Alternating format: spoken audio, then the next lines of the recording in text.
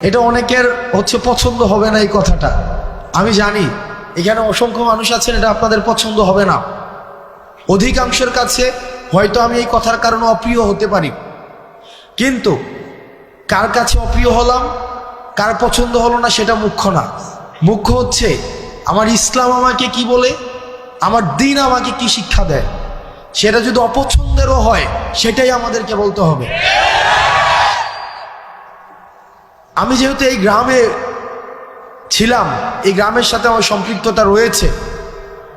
এই গ্রামে এক ধরনের অর্থনৈতিক বিনিময় প্রচলিত রয়েছে, যেটাকে আপনারা নাম দেন পত্তন। এটাকে আপনারা যে নামেই ডাকেন না কেন, এটা সরাসরি সুদ। আমার পরিবার সহ আশেপাশে অনেকে আছে এই ধরনের বিষয়ের সাথে সম্পৃক্ত ছিল, কিন্তু আমরা যখন বুঝেছি, আমরা যখন পড়াশোনা করে জেনেছি, আমরা যখন আলেমদের থেকে পরামর্শ নিয়েছি, বিশ্বাস করেন যেই দিন থেকে আমরা এই পথ থেকে ফিরে এসেছি, বরং সচ্ছলতা আরো বেশি প্রশস্ত হয়েছে। কসম করে বলছি, আপনারা জানেন আমার বাবার অর্থনৈতিক অবস্থা, আমার দাদাদের অর্থনৈতিক অবস্থা। যেই দিন থেকে এই জায়গা থেকে আমরা ফিরে এসেছি, আমাদের অর্থনৈতিক যে সচ্ছলতা, আমাদের নিয়ামত সৃষ্টিকর্তা আমাদেরকে যেভাবে দিচ্ছেন, আমরা প্রতিনিয়ত আল্লাহর কাছে অকৃত্রিম কৃতজ্ঞতা প্রকাশ করি। আপনাদের কাছে অনুরোধ থাকবে, এই যে আমরা দেখি টাকা থেকে টাকা বৃদ্ধি পায়, এটা অসংখ্য পরিবারকে নিঃস্ব করে দেয়। আমি নিজে দেখেছি, আমার বাড়ির মধ্যে এইসব বিষয়ে মেল হয়েছে, ছোটবেলায় আমি দেখেছি, বা আমি দেবিদ্বার থেকে আসতাম যখন দেখতাম। অনেকে আমাকে অপছন্দ করতে পারেন, আপনি আমাকে অপছন্দ করেন, সেটা আমার দেখার বিষয় না, কিন্তু এটাই সত্য। এখানে সবাইও যদি অপছন্দ করেন, এটাই সত্য। এবং সুদের বিরুদ্ধে আমাদের একটা সামাজিকভাবে এটাকে প্রতিরোধ করতে হবে। আমরা আল্লাহর আইন চাই, সুদ মুক্ত সমাজ চাই। আল্লাহর আইন চাই, সুদ মুক্ত সমাজ চাই। আল্লাহর আইন চাই। আপনাদের কাছে অনুরোধ থাকবে, আপনারা সুদকে বন্ধ করে দেন। আমরা চেষ্টা করব, আপনারা যদি আমাদেরকে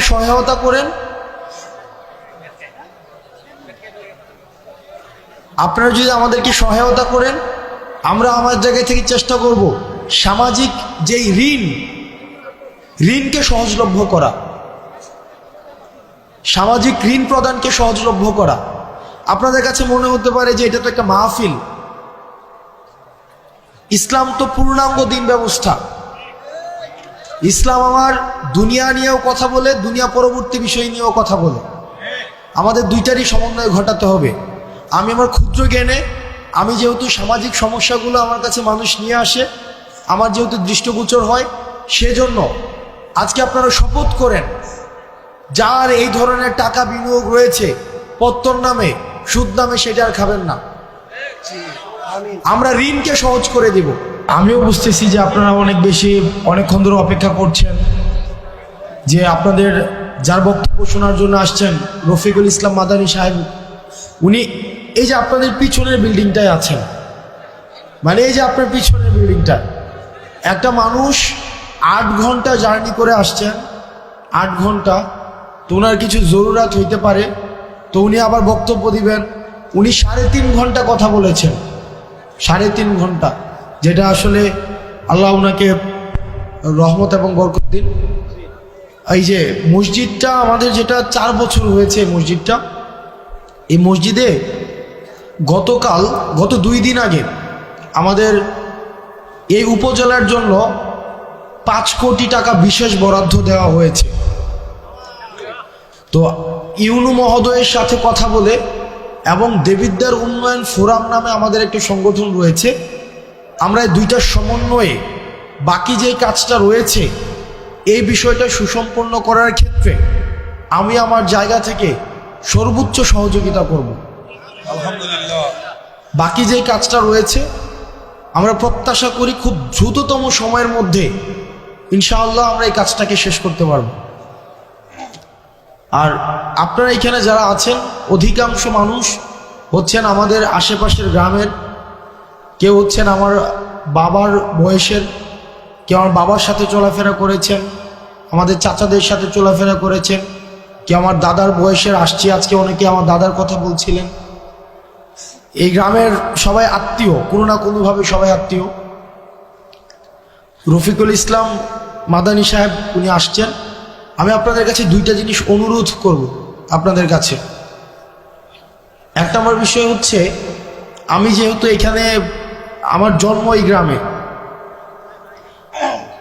আমি এই গ্রামে মাঝে মাঝে, যদিও আমি দেবিদ্বারে বড় হয়েছি, ক্লাস 2তে আমি বাসায় দেবিদ্বারে চলে যাই, কিন্তু দুঃখজনক বিষয় একটা এই গ্রাম সম্পর্কে বা আশেপাশের গ্রাম সম্পর্কে, সেটা হচ্ছে যে আমরা পড়াশোনার ক্ষেত্রে আমরা এই গ্রামের মানুষ বা আশেপাশের কয়েকটা মানুষ অনেক বেশি পিছিয়ে আছি, অনেক বেশি।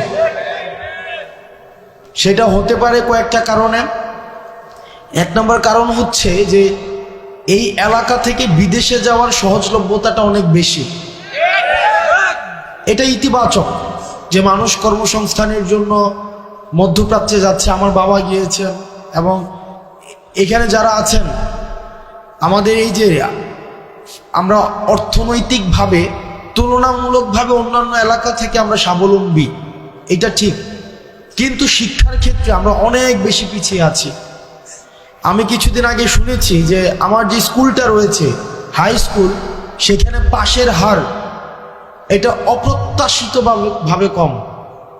সারা বাংলাদেশে যেখানে এখন শিক্ষাক্ষেত্রে মান অনেক উঁচু, সেখানে পাশের হার অনেক বেশি কম। আমাদের গোপালনগরে আরেকটা মাদ্রাসা আছে, সেখানেও অপ্রত্যাশিতভাবে পড়াশোনার মান খুব বেশি উন্নত নয়। তো আমাদেরকে দিনী শিক্ষা এবং প্রচলিত যে শিক্ষা ব্যবস্থা রয়েছে, এই দুইটার মধ্য দিয়ে আমাদের নিজেদেরকে নাগরিক হিসাবে তুলে ধরতে হবে। সেই জায়গা থেকে আপনাদের কাছে অনুরোধ থাকবে, পড়াশোনার ক্ষেত্রে আপনারা যদি আপনাদের সন্তান, আপনি নিজে, আপনার ভাই বোন বা অন্যান্য কোনোভাবে যদি আপনারা মনে করে থাকেন কোনো সীমাবদ্ধতা রয়েছে, কোনো প্রতিবন্ধকতা রয়েছে, ইনশাআল্লাহ আপনারা আমাদেরকে জানাবেন। এই গ্রামে অসংখ্য মানুষ আছে, অন্তত 5টা শিক্ষার্থীকে অর্থনৈতিকভাবে আজীবন পড়ানোর ক্ষমতা সম্পন্ন মানুষ আছে। আমি অন্তত আপনারা আমাকে জানাবেন যে আমার ছেলেটা পড়তে চায়, আমার ভাতিজাটা পড়তে চায়, সে আমার বোনটা পড়তে চায়, আমার নাতিটা পড়তে চায়, কিন্তু আমরা অর্থনৈতিক সীমাবদ্ধতা বা পারিপার্শ্বিক সামাজিক প্রতিবন্ধকতার কারণে আমরা সেটা পারছি না। আপনারা আমাদেরকে জানাবেন, আমরা সেটার যথাযথভাবে, আমরা সমন্বিতভাবে, যারা আছেন এখানে, আমাদের সোহাগ কাকা আছেন, এখানে অসংখ্য মানুষ আছেন, এই নাম মেনশন করলে আমার অনেক, এটা লিস্ট হয়ে যাবে, আমি নাম মেনশন করতে চাচ্ছি না। আমরা সহায়তা করবো ইনশাআল্লাহুল আজিজ।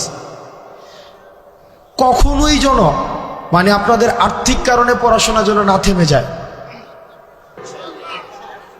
হুজুর আসতেছে,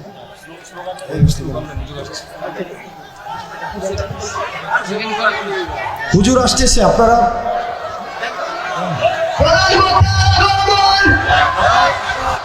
রফিকুল ইসলাম মাদানী সাহেবের আগমন।